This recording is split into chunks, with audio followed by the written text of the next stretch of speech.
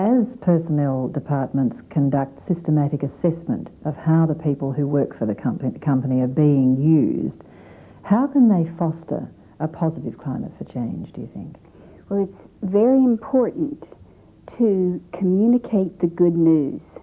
The difficulty that can occur, as your question implies, is that as we move to correct the inadequacies or the barriers, the systematic problems within the organization, we create a climate where everyone feels they're being looked at under a microscope. And if people are put on the defensive, if they think that individuals are running around to find out what they've been doing wrong, they're certainly not going to be enthusiastic about the effort. So it is crucial to focus on the model programs which are opening doors and more fully utilizing people. It is crucial that the individuals who are engaging in the appropriate supportive behaviors are given reinforcement. It's crucial that newsletters, in-house magazines, annual reports provide information on what's working, not just what isn't working, what's wrong. And those organizations that have a high priority in communicating the good news, the positive results of the plans of action, are organizations that foster a climate where individuals feel that, well, while we have problems, we are making headway. Could we look at some concrete examples of the sorts of things that a company could do and the individuals within that company to put affirmative action into practice? For instance, the personnel manager, the man or the woman who deals with the hiring and firing of people who work for the organisation. What sort of thing could they do in a positive way?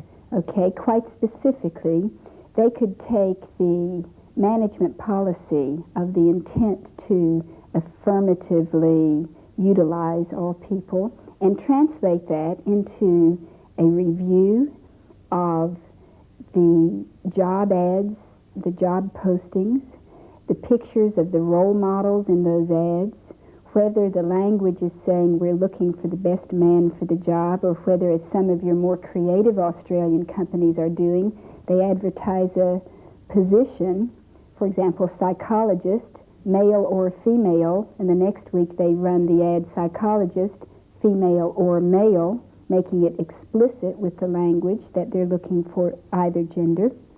They could review their selection procedures. They could review where they're running the job ads. Is it in a newspaper or magazine that's traditionally read only by one gender or by one ethnic group or only by white middle-class individuals? What market are they hitting when they're doing their marketing or recruiting for a position?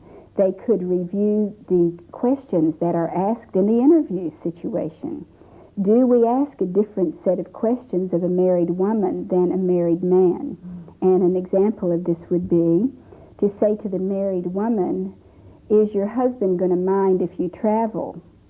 When we say to the married man, the job requires 5 days of travel a month, can you handle it?